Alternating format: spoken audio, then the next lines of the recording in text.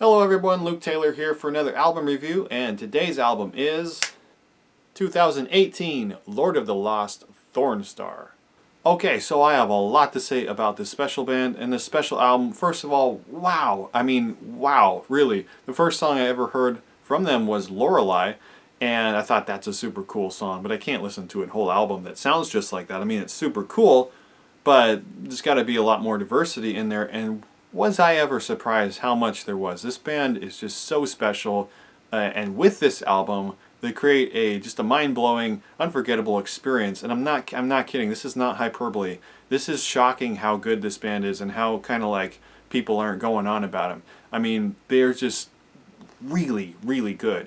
And I just want to start with the leader, the Lord of the Lost himself, Chris Harms, who is like, I don't even know, he has a super deep voice, but he does sing higher, and he has some really great harmonies throughout the record. But he has this rich, sonorous, deep, full of story kind of voice that's really interesting and really like captivating, and is so melodious.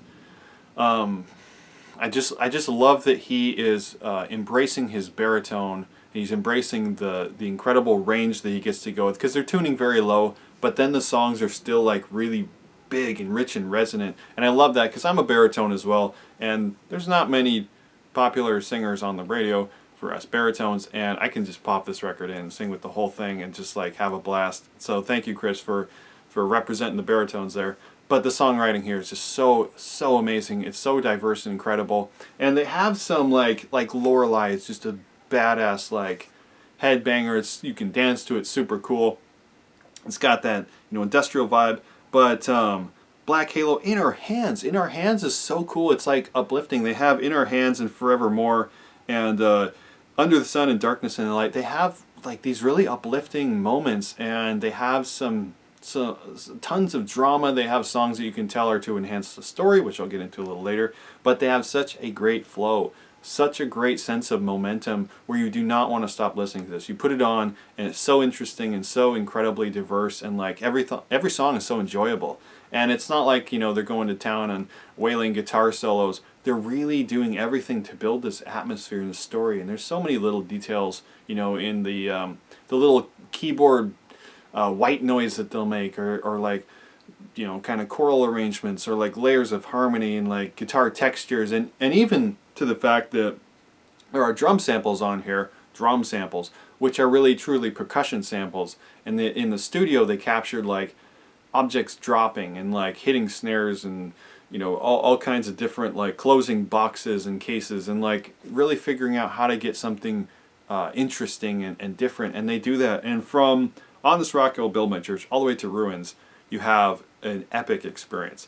So to go in more in depth with the album itself, Thornstar, I don't remember where I read it, but I read that it was like the loose concept, or the idea was that it was like the fall of a high civilization. And after I heard that, like I think I heard that after I'd listened to the album a few times, it like really clicked for me, and it became even better to the fact that I'm like, oh, there's this really deep and awesome theme that is really there. And when you know the songs and you go back with this theme, you're like, oh, it's even better. So that was really thrilling.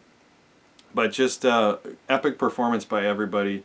I'm sorry I don't know all the band members' names. I know they have like stage names, and that's very cool. They really get into costume and makeup. They're very gothy and dramatic, and that's really cool too. I do know that they were going to do a tour, and then this is a story behind them. They're going to do a tour, and then the tour got canceled, and so they went to Mallorca, which is an island in the Mediterranean. And they were really inspired, and they kind of carried that whole thing back with them to when they went to write. So I just think that something special happened, and however they did it, they really cooked up something delicious here, because this is an unforgettable experience. It's something that if you're a fan of like anything, I'm talking anything from, you go from like Rammstein and Typo Negative and Marilyn Manson and like Evanescence and Lacuna Coil and like anything in between there. There's just like Lady Gaga even. There's like everything for you to be just flipping out about. And I'm not kidding. There's so much here that it's like they make something special with this mosaic of all of their tastes and interests, and of course their incredible talent and unique songwriting. So I don't know what more to say. I've really giving it all the praise I can. All you have to do now is listen to it. My rating is gold. And of course I have done some reactions for this, so if you want to check out my reactions, I have a link to those below. If you want to see more reactions from this band, of course I can do them, because what they make 8 videos for this? 6 videos? 8 videos? Really incredible achievement. Really hard-working band, and I hope that I have made fans of this band by this review and by my reactions. So yeah. Alright, that's it for me. Thank you very much for watching. I hope you're having a wonderful day wherever you are in the world.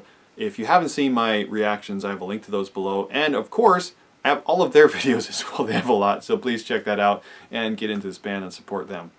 Yeah, that's it for me. Take care. See you later.